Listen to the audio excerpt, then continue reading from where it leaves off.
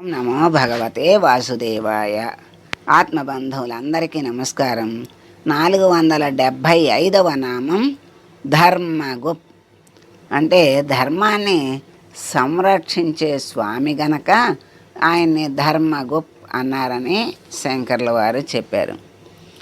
ప్రతి యుగంలోనూ ధర్మానికి విఘాతం కలిగినప్పుడు ధర్మాన్ని సంరక్షించటానికి స్వామి ధర్మగుప్ అంటే ధర్మ సంస్థాపనార్థాయ సంభవామి యుగే యుగే అని భగవద్గీతలో కృష్ణ పరమాత్మ స్వయంగా ఆయనే చెప్పారు. ఎక్కడ ధర్మం తగ్గుతుందో, ఎక్కడ తన భక్తులు బాధపడుతుంటారో, ఎక్కడ మరి అధర్మం పెచ్చిపోయి హింస పెరిగి ధర్మానికి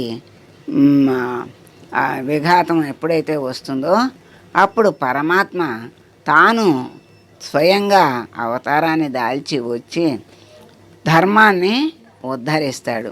అలా అనేక అవతారాలను దాల్చి మరి ధర్మాన్ని ఉద్ధరించి ఆ లక్ష్యం ఆయన పని అయిపోయిన తర్వాత మళ్ళా అవతారాన్ని చాలిస్తూ ఉంటాడు.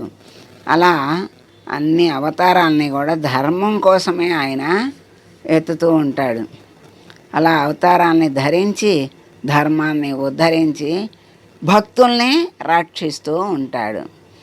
అందుకని ధర్మాన్ని రక్షించే స్వామి గనక ధర్మగుప్ అన్నారు. మరి పరాశర భట్టరు శంకరుల వారి భావాన్ని అంగీకరించారు. సత్యసంధుల వారు ధర్మరాజును రక్షించాడు గనక స్వామిని ధర్మగుప్ అన్నారు. వేద వాక్కులని కాపాడినవాడు గనక ధర్మగుప్ అన్నారు స్వామిని అని సత్యసంధుల వారు చెప్పారు. మరి పరమాత్మ పాండవుల పక్షాన ఉన్నాడు అంటే పాండవులు ధర్మంగా నడుస్తున్నారు కనుక పరమాత్మ వాళ్ళ వెన్నంటి ఉండి వాళ్ళకి వచ్చేటువంటి ఆపదలన్నిటినీ కూడా గట్టెక్కిస్తూ కాపాడుతూ కంటికి రెప్పలాగా కాపాడుకుంటూ వచ్చాడు. మరి అందుకే వాళ్ళు ధర్మాన్ని పాటిస్తున్నారు కనుక ఆ ధర్మాన్ని మళ్ళీ అడుగంటకుండా మరి దాన్ని అణచాలని అధర్మం మరి ప్రయత్నిస్తోంది కదా అక్కడ. అందుకని ఈ ధర్మాన్నే ఉద్ధరింపజేయాలనే ఉద్దేశంతో ఆయన మరి వెన్నంటి, అందుకే కృష్ణుడు వాళ్ళ వెనక ఉన్నంత వరకు వాళ్ళని ఎవరూ గెలవలేరు అని చెప్పేవాళ్ళు. అలా పరమాత్మ ధర్మము వైపు ఉండి ఆ ధర్మాన్ని ఉద్ధరిస్తూ ఉన్నాడు. ప్రతి అవతారము ధర్మాన్ని ఉద్ధరించడానికి, మరి రాక్షసుల్ని సంహరించడానికి, దేవతల్ని రక్షించడానికి, భక్తుల్ని కాపాడటానికి ఆయన అవతారాన్ని తీసుకుని ఆ లక్ష్యాన్ని నెరవేరుస్తూ ఉంటాడు. కనుక స్వామిని ధర్మజ్ఞులు ధర్మగుపే నమః అని స్వామిని నమస్కరిస్తూ ధ్యానిస్తూ ఉన్నారు. ఇప్పుడు ఇంకొక కొంచెం అర్థం తెలుసుకుందాం. ధర్మగుప్ అంటే సృష్టి ప్రారంభమైనప్పుడు పరమాత్మ సృష్టి ధర్మంగానే దిగి వచ్చాడు. ఆయన మొదలు సృష్టి ఆయనే కదా చేసింది. ఆ సృష్టి పరమాత్మ నుండి సృష్టి వచ్చింది. పరమాత్మ సృష్టి ధర్మంగా తానే కిందకి దిగి వచ్చాడు. అంటే సృష్టిగా అనేక రూపాలుగా అనేక విధాలుగా ఆయనే దిగి వచ్చాడు. అప్పుడు అవతారాన్ని దాల్చాడు అంటే ప్రత్యేకించి అవసరమైనప్పుడు తానే దిగి వచ్చాడు అని చెప్తున్నారు. మరి ఇప్పుడు ఇవన్నీ ఆయన యొక్క అంశలే, ఆయన రూపాలే. ఇవంతా సృష్టి అంతా కూడా ఆయన రూపాలే. వివిధ రూపాలుగా అనేక కోట్ల రూపాలుగా ఆయన క్రిందికి దిగి వచ్చాడు, ధర్మంగానే దిగి వచ్చాడు. ఆ సృష్టి ధర్మం నుండి సకల లోకాలు వాని ధర్మాలు కూడా ఏర్పడినాయి. అంటే ఒక దానిని ఆ సృష్టించి ఆ సృష్టిలో ఆయనే దీనికి ఈ ధర్మం, దీనికి ఈ ధర్మం అని అన్నిటికీ ధర్మాల్ని ఏర్పరిచాడు. ఆ జీవులు కానీ ఏ మరి ఏ అయిన ధర్మాన్ని తప్పినప్పుడు ఆయన సహించడు, శిక్షిస్తాడు. అందుకని ధర్మంగా ఆయన సృష్టిని కిందకి దింపాడు, తానే సృష్టిగా దిగి వచ్చాడు.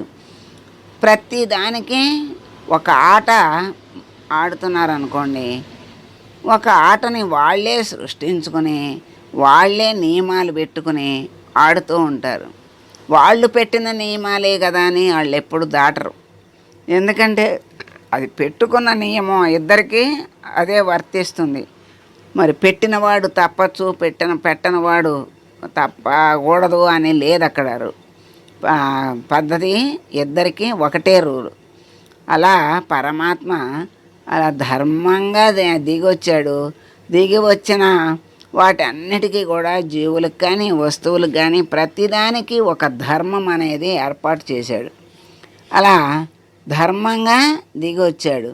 లోకాల నుండి జీవులకి అన్ని ధర్మాలు ఏర్పడినాయి. వస్తువులకి జీవులకి అన్నిటికీ కూడా ఏర్పడినాయి. లోకాలు ఉన్నాయి కదా, అనేక లోకాలు వచ్చినాయి. ఆ లోకాలకు కూడా ఏ లోకం ధర్మం ఆ లోకానికి ఏర్పాటు చేశాడు.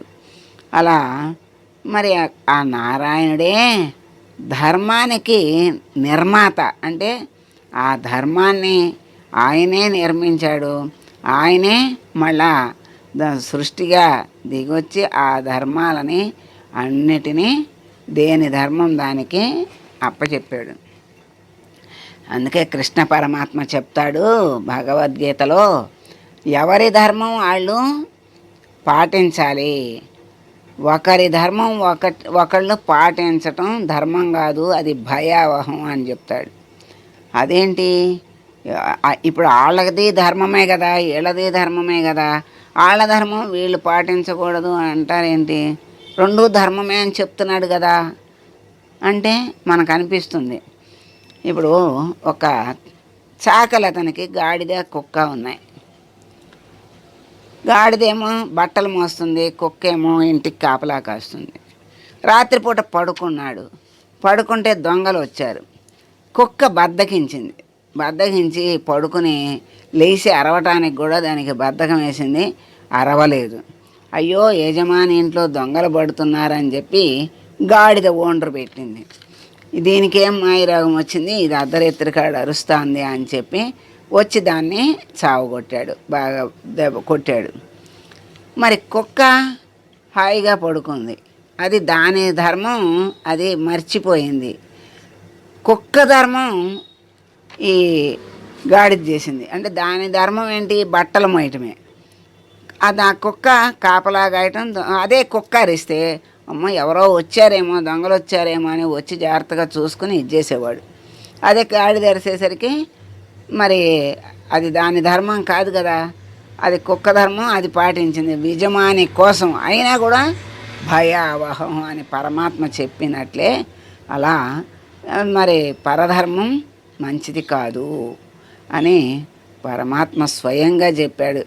ఈ కథ చక్కగా మనకి ఎవరికైనా అర్థమవుతుంది. పరధర్మాన్ని పాటిస్తే నష్టమేమిటి అనే దానికి చిన్న ఉదాహరణ చక్కగా అర్థమవుతుంది. అలా మరి ఎవరి ధర్మం వాళ్ళు పాటించాలి. అదే ఆయన పెట్టిన ధర్మం. ఆ ధర్మం తప్పితే ఆ ధర్మాన్ని ఉద్ధరించటానికే ఆయన దిగి వస్తాడు అని మనకి నామాల ఈ ధర్మ స్వామి అయినటువంటి స్వామికి, స్వామి నీవు ధర్మంగా మమ్మల్ని సృష్టించావు, మమ్మల్ని ధర్మ మార్గంలో జ్ఞాన మార్గంలో నడిపించి నీ అనుగ్రహాన్ని కలిగించి నీ దరికి చేరేటువంటి శక్తి సామర్థ్యాలను నిగ్రహాన్ని మాకు ప్రసాదించి అనుగ్రహించు స్వామి అని వేడుకుంటూ మంగళం పాడదాం. మంగళం కౌసలేంద్రాయ మహనీయ గుణాత్మనే సర్వలోక శరణ్యాయ సాధురూపాయ మంగళం.